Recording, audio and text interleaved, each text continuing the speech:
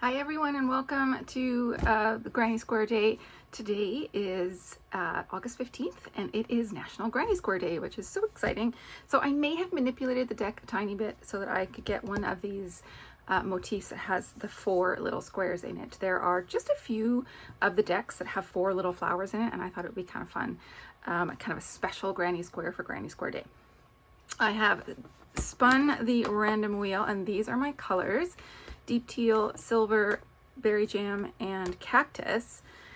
And so what I think I'm going to do is I am going to just kind of do them in order, and I'm going to start with like the inside circle color. I'm going to start with each in order that they were spun. Does that make sense? Probably not. Okay, so first up is going to be deep teal. So this gives you the diagram for the little squares, and then what I will do is I will stitch all the ends in, or sew all the ends in, and then we can go over how to stitch the squares together. All right, now this is called the, I don't know how to say this properly, I'll have to look it up, Saxifrage, maybe? Never heard of it? I'll definitely have to look it up. Looking at the notes, it says make 4 of these small squares and join them together using the slip stitch method, and it gives you the page number in the booklet where to find that to achieve the size of the other motifs. Alrighty, so we are starting with the magic ring. Well, I'm starting with a magic ring. This is actually, everything's going into the first chain.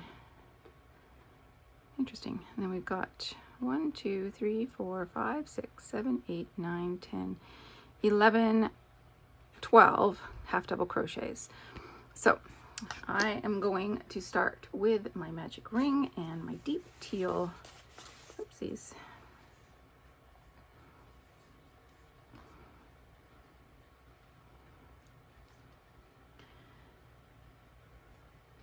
and I'm just going to go right into that ring with my half double crochets. So I need 12.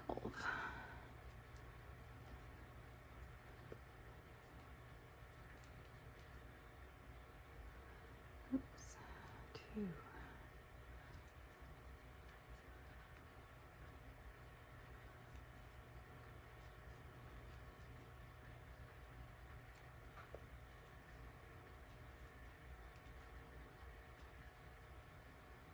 I think that's 12, but I might have lost count. So let's count. 1, 2, 3, 4, 5, 6, 7, 8, 9, 10, 11, 12. Yes. All right. I can cinch my ring up, join to my first half double crochet, and cut my yarn.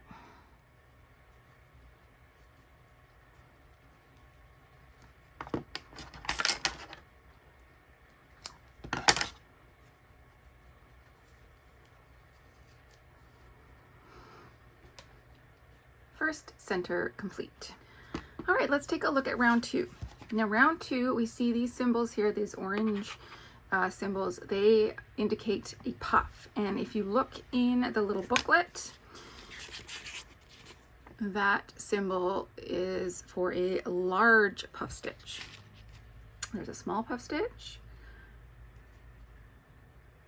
There's this one that is a puff too, and then there's the regular puff, and then there's the large puff. So if you look through to the stitch descriptions, this is where you find out what you need to do. So to make the large puff, we need to yarn over and pull up loops 7 times so that we have 15 loops on our hook, and then pull them all through. That's a lot of loops, so let's take this slowly. Looking at the chart, we are attaching in our last half double crochet. We are going to chain 1, and then we're single crocheting in the next stitch, and then we chain 2 and we do our puff in the following stitch. So we're going to find my last half double crochet, attach my yarn, and then I single crochet in the next stitch, Just gonna pull on my tails, tighten everything up. I'm gonna chain 2, and then in this next stitch we are gonna do this puff. So yarn over, pull up a loop, pull it up to the height. I mean, I've got 2 chains there, so I'm gonna pull it up all the way to the height of those, and I'm gonna keep my finger on it as I yarn over and insert again. So that's 2, 3, 4, 5, 6, and 7. So let's make sure we have 15 loops. 1, 2, 3, 4, 5, 6, 7, 8, 9, 10, 11, 12, 13, 14, 15. Okay, I'm gonna yarn over, pull through all of those loops. We chain 2, we find our next stitch and we single crochet, and then we repeat. We chain 2, find our next stitch, yarn over, insert, and then we start the puff. So I'm going to pull it up real high. It's 1, 2, 3, 4, 5, 6, and 7. Yarn over, pull through all those loops. I've caught something, so I'm just gonna, there we go. Very gently so I don't lose all my puffs. And then we're gonna chain 2, find our next stitch, and single crochet. And we're gonna repeat that all the way around. So I'm gonna do that, and I will meet you back up and we will do round 3 together. There we go, round 2 done. Just keep in mind my inner circle opens up as I work, but I can always tug on that tail and close it up again. Okay, let's take a look at round 3, and for this one we are going to be using the Berry Jam. All right, let's look at the card first. So we are attaching here at the top of our puff with a single crochet, and then we are hopping over into the single crochet that we made, and we're doing oh, interesting. Okay, we're doing 2 double crochets, a chain 3, and then a double crochet, and then we do a single crochet in the top of this puff. We do a half double crochet into the next single crochet, a single crochet into the top of the next puff, and then we sort of reverse that. So we have 1 double crochet into the next single crochet, chain 3, and then 2 double crochets. So let's take a look at what that looks like. So I need to come over and find the top of my puff. They're fairly big, the tops of your puffs. Like, it's a pretty big sort of stitch there.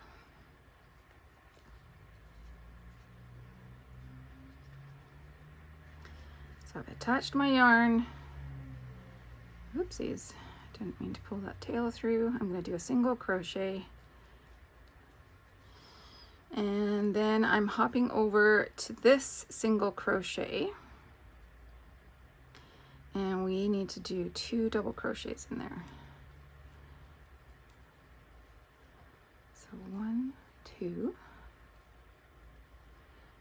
chain 3. And then 1 more double crochet back into that single crochet. I need to do a single crochet into the top of my next puff, and a half double crochet into the next single crochet. Single crochet into the top of my puff, and then we reverse that. So we've got 1 double crochet, chain 3, 2 double crochet into the following single crochet. Come on, there we go. So 1, oops, 2. Single crochet into the top of my puff, and then we're at another corner again. We've got 2 double crochet, chain 3, and then 1 more double crochet. We're coming up the other side, so single crochet into the top of my puff, half double crochet into this next single crochet, single crochet into the top of my puff, and then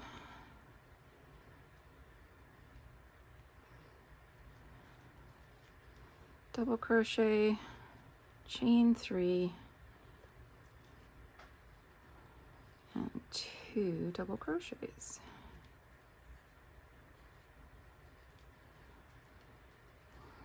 And then I can attach to my first single crochet with a slip stitch.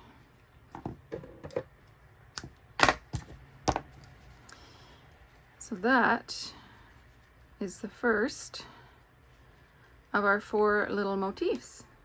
So I'm going to go ahead and keep doing the other 4. So my next one, I'm actually going to start with silver. So it's going to be silver, berry jam, cactus, and then I'll do berry jam, cactus, deep teal, and then I'll do cactus, deep teal, silver. Fun, fun. I will meet you back when I have all 4 and we can work on joining.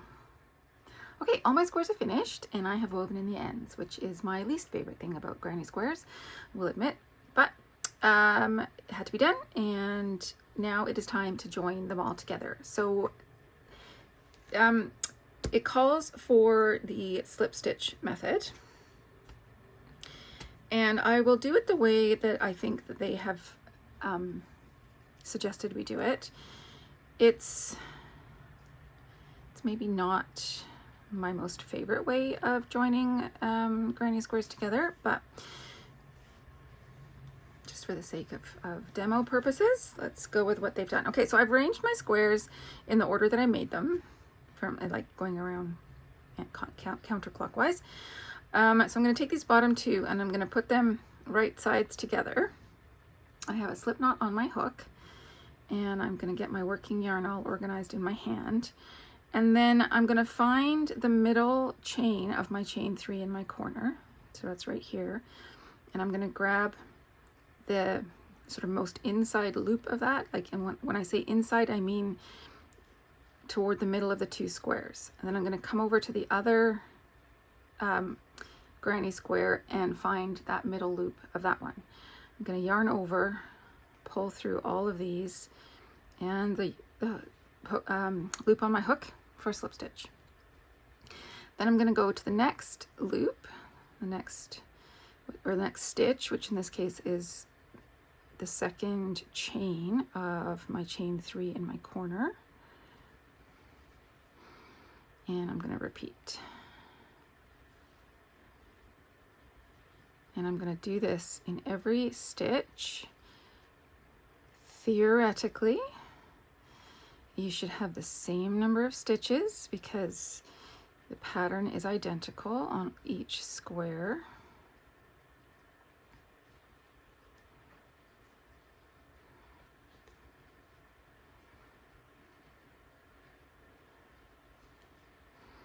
And we're just going to slip stitch all the way up.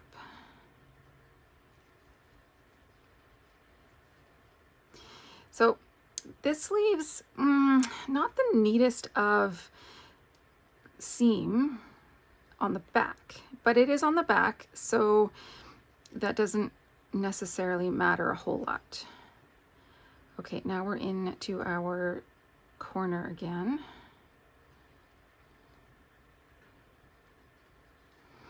When I come to this middle chain in my corner, I am actually gonna not do that. I am gonna grab my next square and I'm gonna go into the middle chain of that square, And I'm gonna grab this square. We're now holding a whole lot of things in our hands. And last but not least,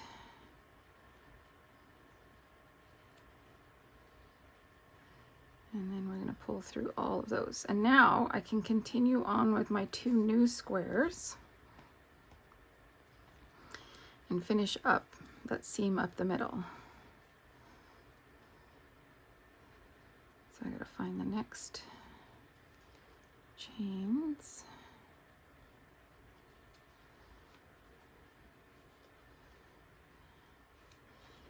And then that's it. So I'm going to tie off there. Where my scissors went. But I'm a crafter. I have lots of different scissors. So that's the center seam done up the middle. And now I got to do this one. And I'm just going to do that in the same method. So as you can see from the back, it's a little bit messy, but it is the back. So that's not necessarily a concern. But from the front, you really can't see that green. You see it a little bit, but it's not too intrusive. Okay, so I'm going to do up this seam, and then we're all done. And there we are, all seamed up. Once this is blocked, those will flatten a bit, but from the back, you'll still have that seam. But it's the back. That's the front. Super cute. So that is today's square, the Saxifrage, which I really need to look up and see if I'm pronouncing it correctly. All right, thanks for joining me, and happy National Granny Square Day, and I will see you again tomorrow with another square.